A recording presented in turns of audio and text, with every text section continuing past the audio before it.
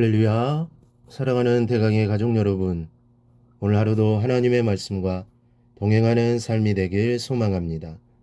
오늘 함께 나눌 하나님의 말씀은 마태복음 8장 5절에서 10절 말씀입니다. 예수께서 가버나움에 들어가시니 한 백부장이 나와 간구하여 이르되, 주여, 내 하인이 중풍병으로 집에 누워 몹시 괴로워하나이다. 이르시되, 내가 가서 고쳐주리라. 백부장이 대답하여 이르되, 주여, 내 집에 들어오심을 나는 감당하지 못하겠사오니 다만 말씀으로만 하옵소서. 그러면 내 하인이 낫게 싸움나이다. 나도 나무 수하에 있는 사람이요, 내 아래에도 군사가 있으니 이더러 가라 하면 가고 저더러 오라 하면 오고 내 종도로 이것을 하라 하면 하나이다. 예수께서 들으시고 놀랍게 여겨 따르는 자들에게 이르시되, 내가 진실로 너희에게 이르노니 이스라엘 중 아무에게도 이만한 믿음을 보지 못하였노라. 아멘.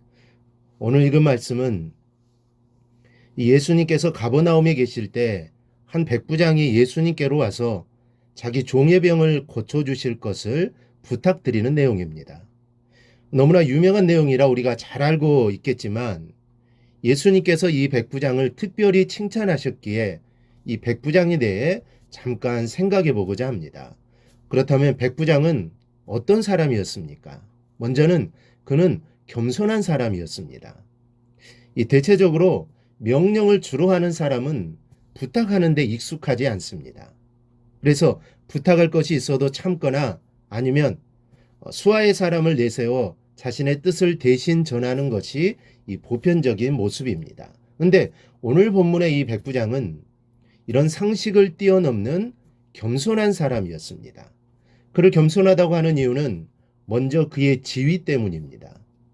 이 가버나움에는 그 당시 분봉왕 헤롯의 궁이 있었고 또 갈릴리 지방 사람들이 반란을 잘 일으키기에 로마 제국은 그곳에 군단급의 군대를 주둔시켰습니다. 즉, 더 많은 군사들을 주둔시키게 되죠.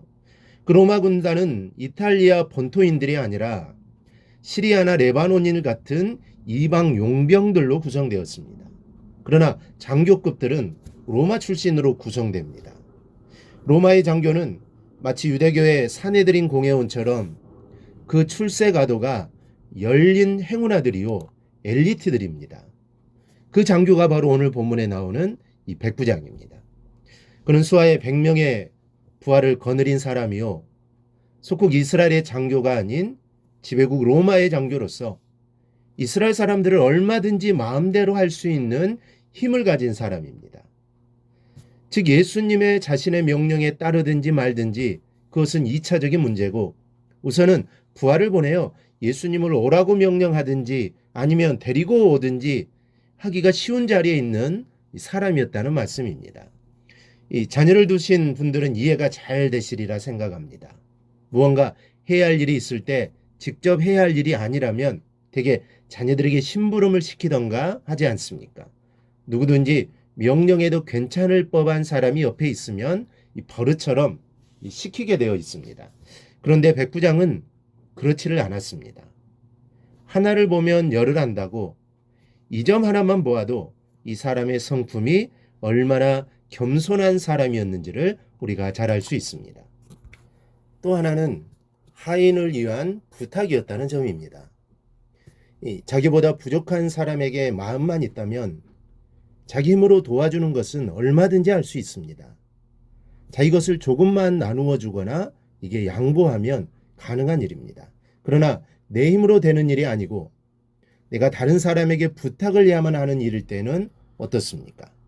자기 문제로 굽실거리며 부탁하기도 싫은데 하물며 남의 문제로 굽실거리려는 사람이 어디 흔하겠습니까? 게다가 당시에는 하나의 물건으로밖에 취급되지 않던 종 때문에 체면 구겨가며 부탁할 사람이 입장 바꿔 생각해 볼 때 몇이나 되겠습니까?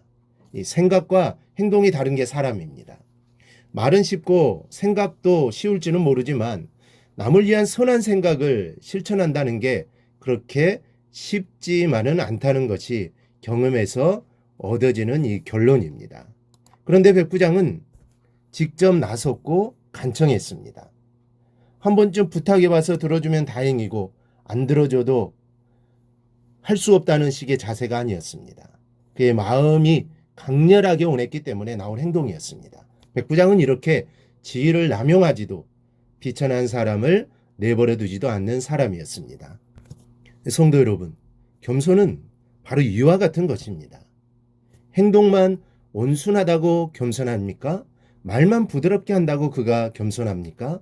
겸손은 반드시 그 안에 타인을 위하는 숭고한 사랑을 담고 있음을 우리가 기억하시기 바랍니다. 그리고 이러한 기도, 이웃을 위한 기도, 하나님이 가장 기뻐하시는 성도의 이 본분입니다. 여러분, 큰 나무 곁에는 작은 나무들이 무성합니다. 작은 나무가 큰 나무 곁에서 잘 자라야 큰 나무도 보호받게 되고 또 성장도 잘 된다고 합니다. 만일 작은 나무들을 잘라내면 큰 고목도 썩어 죽는다고 합니다. 우리가 하나님의 축복을 풍성하게 누리려면 우리 주변에 있는 이웃들이 잘 되기를 기도해야 합니다. 내 주변, 나와 관계를 맺고 있는 사람들이 하나님의 축복을 받게 만들면 나도 자연히 이 복을 받게 됩니다. 이 원리를 기억하시고 중보기도를 많이 하십시오. 오늘 본문에 백부장처럼 말입니다. 그러면 이웃이 하나님의 은혜를 입게 되는 것은 물론 내 자신의 영혼이 잘 되고 범사가 잘 되고 강건해지는 축복을 누리게 될 것입니다. 둘째로 그는 해안을 가진 사람이었습니다. 어떤 해안이냐 하면 메시아를 알아보는 해안입니다. 마치 동방박사들처럼 하나님의 아들을 알아보는 영적인 통찰력이 그에게 있었습니다.